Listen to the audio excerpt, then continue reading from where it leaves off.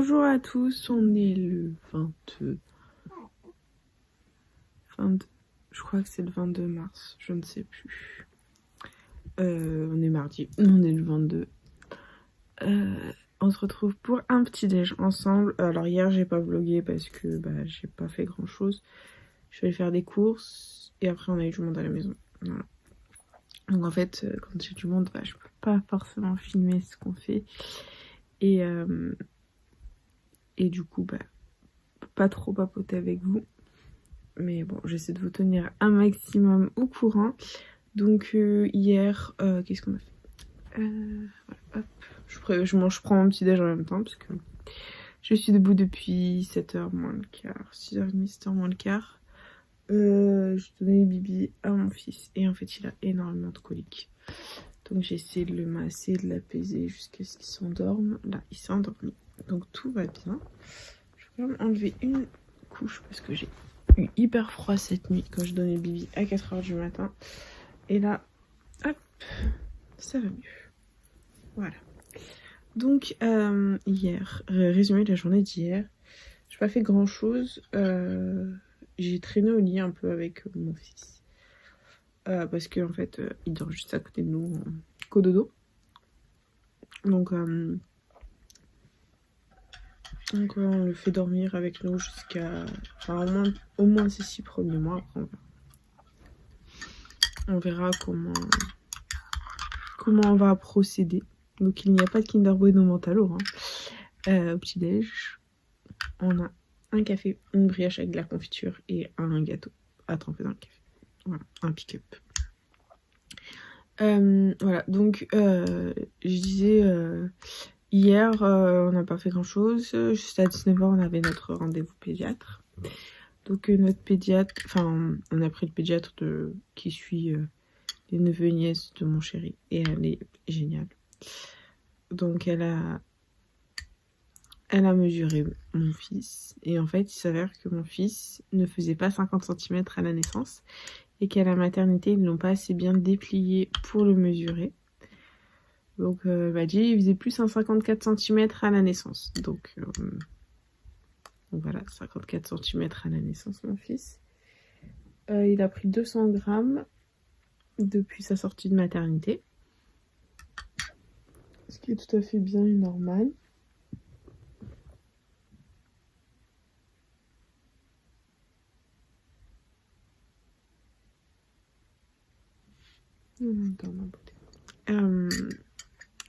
Il a pris, il fait 54 cm. Donc elle m'a dit soit il faisait déjà 54, soit il faisait 53 à la naissance. Mais il faisait pas 50, c'est sûr, parce qu'il peut pas prendre 4 cm en 15 jours. Voilà. Et sinon, tout va pour le mieux. Elle a regardé son zizi par rapport à la circoncision. C'est très très bien fait. Voilà, c'est quasiment tout cicatrisé. Elle a marqué que c'était un beau bébé, donc j'étais hyper touchée. Elle a dit qu'en plus il avait des traits fins. Et elle dit, c'est un beau petit bébé. Voilà. Et bien sûr, la photocopie de son père. Voilà, bien sûr, ce petit n'a rien de sa mère. C'est déprimant. Voilà, on porte un bébé 9 mois pour qu'il ressemble au papa.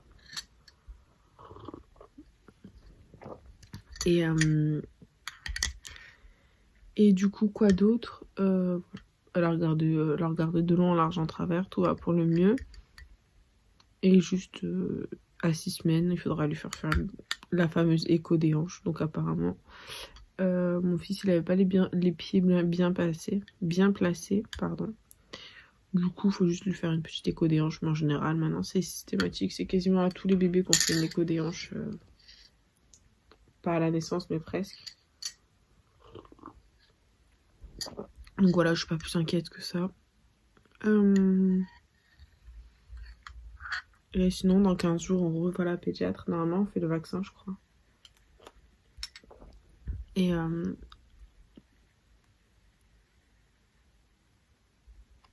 après, qu'est-ce qu'on a d'autre? Sinon, le reste, tout est normal. Elle a marqué dans son carnet de santé que c'était un beau bébé. Ça m'a touchée.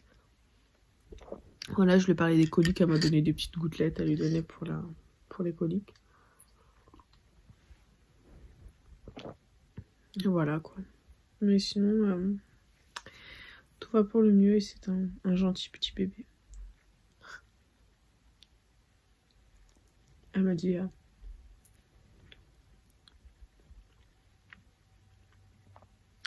vous avez un bébé très éveillé.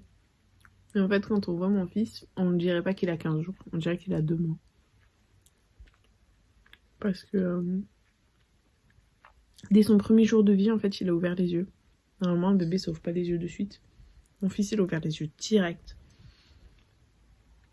Et, voilà. Et après, bon, il a quelques... pas forcément des croûtes de lait, mais en fait, c'est comme s'il pelait sur tout le corps. Et du coup, on le masse avec du liment, de l'huile et tout. Mais c'est parce qu'il est né à terme. Et du coup, en fait, il y a moins de liquide pour le bébé dans le ventre. Et du coup, le bébé a la peau hyper sèche. Mon fils a la peau sèche. Mais sinon, tout va bien. Tout va pour le mieux.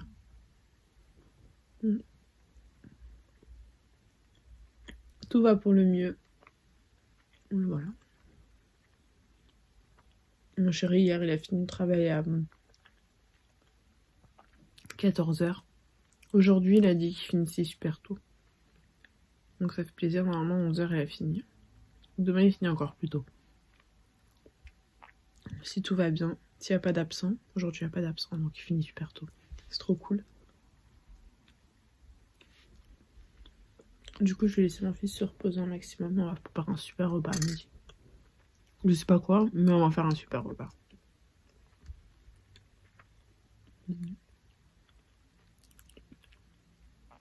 On va lui préparer un super truc. Et voilà quoi. Sinon, tout va bien. Je suis allée à Zeman hier. À Zeman, il y a trop de beaux vêtements pour bébé. C'est trop bien.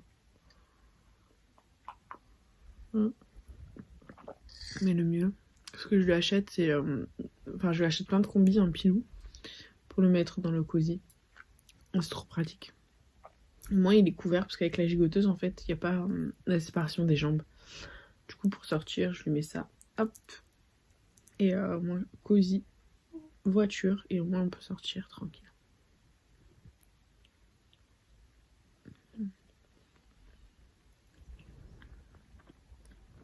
Mais voilà quoi, sinon tout va pour le mieux.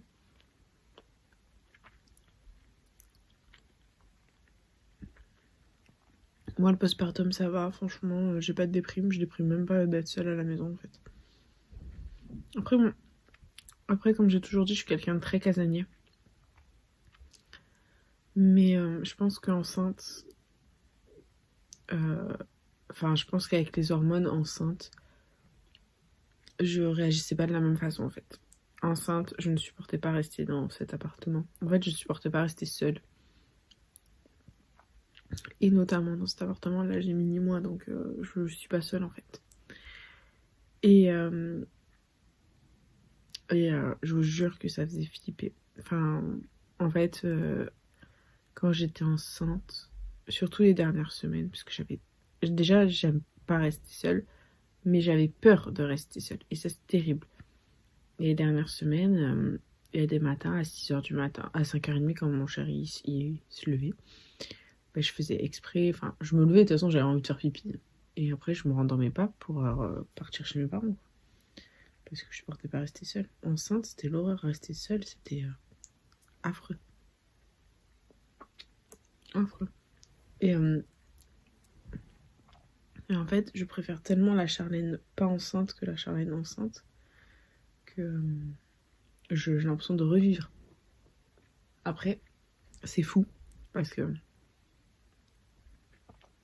ça me l'a pas fait au moment où on m'a posé mon fils sur le ventre, mais quasiment juste après.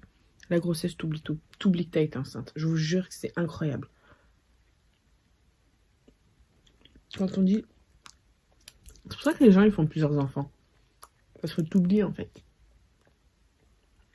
T'oublies comme t'as galéré. C'est pour ça que j'ai fait des vlogs. Non, franchement. T'oublies que t'as été enceinte, en fait. Moi, disons... j'ai l'impression que j'ai fait un saut dans le temps, en fait. J'ai l'impression que Je suis passée de ma vie en juin, parce que j'ai appris que j'étais enceinte en juin. J'ai l'impression d'être passée de ma vie en juin à pouf, un bébé en un claquement de doigts. Et que tout ce qui s'est passé avant, en fait, c'est un espèce de trou noir. Entre temps. Tout ce qui est passé entre temps, en fait, entre juin et le moment où j'ai accouché, c'est. Ouais, c'est un trou noir. Comme si t'avais une amnésie, un trou noir, un truc comme ça. Et je vous jure que c'est flippant. Et c'est pour ça que les gens ils font un deuxième ou un troisième. Parce qu'ils oublient la grossesse. Après, moi, j'ai pas une grossesse difficile. J'ai une très très belle grossesse, mais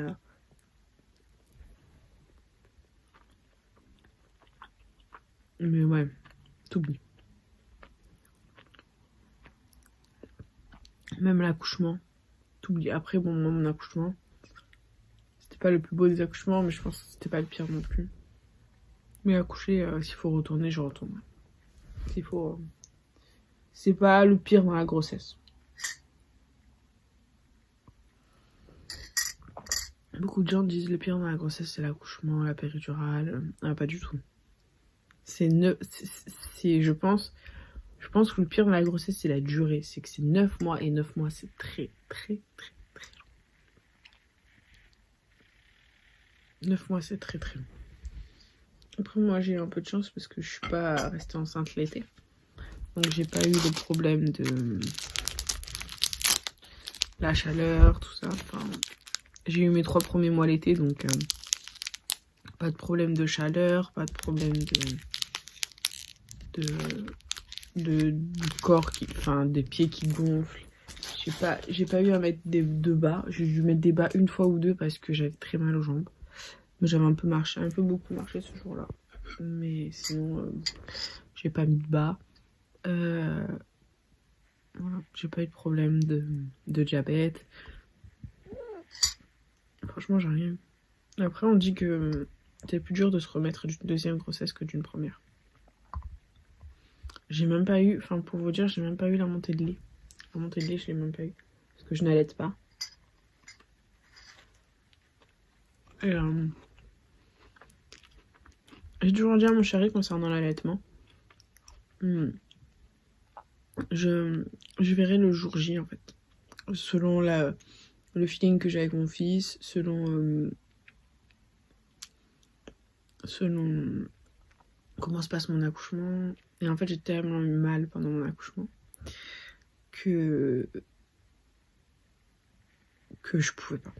Que j'avais pas envie, en fait.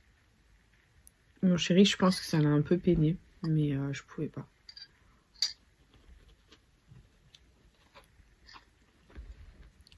Après, faut vraiment écouter son corps, ses envies. Faut pas se forcer à allaiter si l'allaitement ne nous attire pas. Moi, je sais que c'est un truc qui ne m'attire absolument pas. Je le sentais dès que j'avais accouché, en fait. Même avant d'accoucher, c'est pas un truc qui m'a forcément très attirée. Et s'il y a des filles qui regardent ces vlogs, qui veulent avoir un bébé, si j'avais un conseil à leur donner, en plus du fait d'écouter son corps, c'est de pas se faire influencer par les gens. Parce que même ma pédiatre, elle me l'a dit hier. Elle m'a dit, est-ce que vous allaitez votre fils? J'ai dit non. J'ai dit non, ça ne m'attire pas. Elle m'a dit, vous avez très bien fait, vous pouvez être fière de l'assumer, en fait. Parce qu'il y a des femmes qui se forcent, parce qu'il y a une énorme pression par rapport à l'allaitement. C'est-à-dire que sur les réseaux, l'entourage, dans les émissions de télé, on pousse à allaiter. Alors que les femmes n'ont pas forcément envie d'allaiter. Moi, tout le monde dans mon entourage, oui, mais c'est bien d'allaiter. Financièrement, tu vas faire beaucoup d'économies. Je dis, je m'en fous, en fait. Je le paye, le lait de mon fils. Si c'est que ça, je le paye, je m'en fous. Après, on m'a dit, oui, mais c'est bon pour cette défense immunitaire. Il aura de meilleures défenses immunitaires, ton fils. C'est très, très bien. T'aurais dû faire ne serait-ce que la tétée de bienvenue. Je dis, non, je peux pas. Je dis, je peux pas, donc non. Après, on m'a dit plein de trucs. Hein. Toutes les œufs, mon amour. On m'a dit oui, il faut faire, c'est bon pour toi, ça va t'aider à perdre tes kilos de grossesse. Bah alors, je m'en fous de mes kilos de grossesse en fait, c'est pas grave. J'ai 10 kilos en plus, bah j'ai 10 kilos en plus, je vais pas en mourir. Voilà quoi, et que des trucs comme ça en fait. On m'a sorti que des trucs comme ça. Et oui, il faut allaiter, et tu verras la nuit, tu pourras pas te lever pour préparer un biberon. Puis ton homme il pourra dormir, se reposer. Bah ouais, moi avec mon chéri, il s'implique parce que c'est quelqu'un qui avait énormément envie d'être papa en fait. Et j'ai la chance d'avoir un chéri qui en fait 100 fois plus que moi. Et c'est pas que je le demande, c'est pas par... c'est que en fait, je pense que mon chéri il avait tellement envie d'être papa qu'il veut tout faire en fait. Et il veut tout faire, il veut tout bien faire. Et il est trop heureux d'être papa. Et voilà, en fait, il y a une telle pression par rapport à l'allaitement que en fait, si on y cède et qu'on allaite sans avoir ce désir d'allaiter, ça peut nous détruire psychologiquement.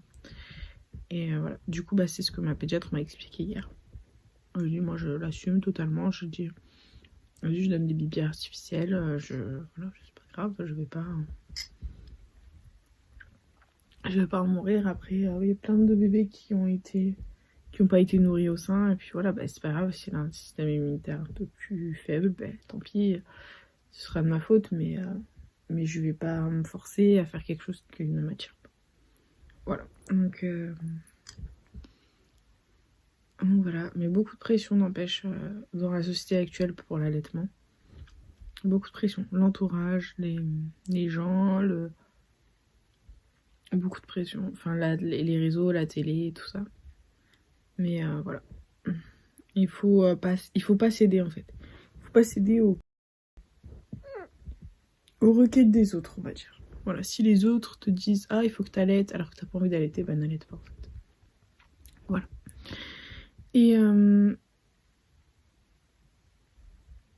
Et voilà, sinon quoi d'autre, bah tout va bien. Tout va bien. Aujourd'hui c'est chill. On va rien faire aujourd'hui. On va attendre que papa y revienne. On va se reposer. Parce que je crois que ma petite crevette, elle a un petit peu crevé. Puis on va passer quand même 15 jours. Enfin, ça fait 15 jours que je suis sortie de la maternité. Ouais. Ça va faire 15 jours que je suis sortie de la maternité. Ben aujourd'hui. Donc oui, on a passé 15 jours assez intenses quand même. Pour un nouveau-né. Enfin, on a eu de la visite tous les jours.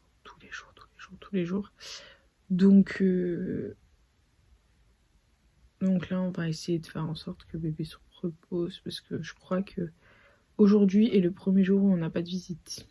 Donc repos pour Mininou. Alors on va laisser un peu avec son papa, sa maman. Bon après peut-être qu'il y a ses grands-parents qui vont passer.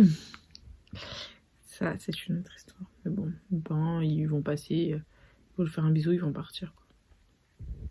Voilà. Donc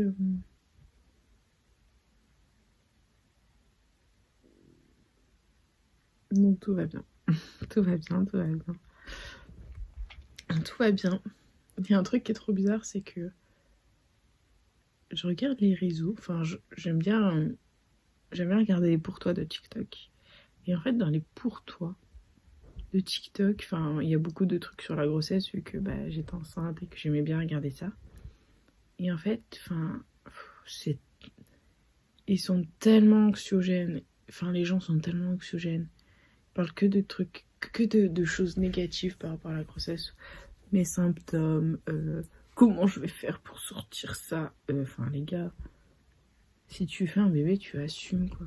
Et ça me saoule parce que ça crée, enfin je pense que ça crée une trop grosse anxiogénité pour les personnes qui veulent avoir un enfant mais qui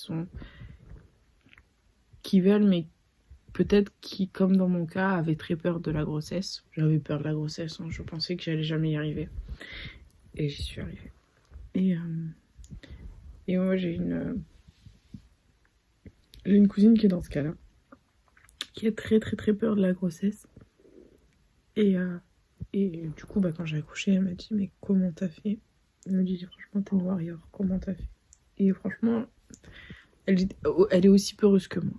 Et je pense que je suis plus peureuse qu'elle, mais c'est qu'elle a pas confiance en elle. Et en fait, elle m'a dit, mais comment tu as fait? Et en fait, je lui ai dit, si moi j'ai réussi, Charlène, la plus grosse peureuse du monde, tout le monde peut le faire. Tout le monde peut le faire. Si j'ai réussi, tout le monde peut le faire. Et elle m'a dit vraiment, j'ai dit franchement oui. J'ai dit après, ok, je suis d'accord, on n'a pas toutes la même grossesse, chaque grossesse est différente, ok, ça je le respecte. Mais si j'ai réussi, tout le monde peut le faire. Et franchement, si j'ai un message à vous faire passer par rapport à la grossesse, si vous avez peur ou quoi, même si vous avez des questions, n'hésitez pas. Mais si j'y suis arrivée, tout le monde peut le faire. Tout le monde. Tout le monde. Mon fils, il ronfle. Franchement, j'ai réussi à mettre au monde mon fils. Après, bon, à l'accouchement, il n'avait pas la tête bien placée en fait. Parce que normalement, les nouveau-nés, ils ont le visage en bas. Et mon fils avait le visage en haut. Donc c'était très très très difficile de le sortir. Et du coup, moi, j'ai eu les spatules et j'ai eu la ventouse pour le faire sortir parce que j'y arrivais pas. J'arrivais pas. Après, bon, j'ai pas de regrets. Enfin, il y a des personnes qui culpabilisent à l'idée d'avoir les spatules, les ventouses. Moi, j'ai pas de regrets. Même si j'avais une césarienne, bah, c'est pas grave. C'est pas grave. Enfin, je m'en fichais. Tant que mon fils il sortait en bonne santé, le reste, c'était pas si important que ça, en fait. Voilà, je voulais juste le faire sortir en bonne santé. Et je voulais saluer le courage exemplaire qu'il a eu, mon chéri, parce que à mon accouchement, il a assisté à tout. Tout. Du moment où je suis arrivée à la mater jusqu'à ce qu'il coupe le cordon, il a tout vu. Il m'a dit, tu te rends compte, j'ai même vu ton placenta. Je dis, ah ouais, je lui ai dit, même moi, je l'ai pas vu, mon placenta. J'ai vu ton placenta. Mais c'était cute. Enfin, lui qui, de base, a peur d'une aiguille, il a été hyper courageux. Du coup, je suis hyper fière de lui. C'est le meilleur des papas. Mais sinon, tout va pour le mieux. Tout va pour le mieux. Je vous montrerai le repas que je vais faire. Je ne sais pas encore. Je vais regarder les recettes Thermomix. En fonction de ce que j'ai dans mon frigo.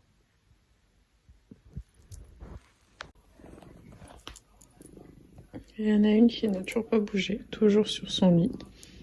Elle est sur sa couverture. Un peu heureuse. Dire qu'elle va avoir 3 ans en avril. Bébé, elle est arrivée en 2019 à la maison. Incroyable.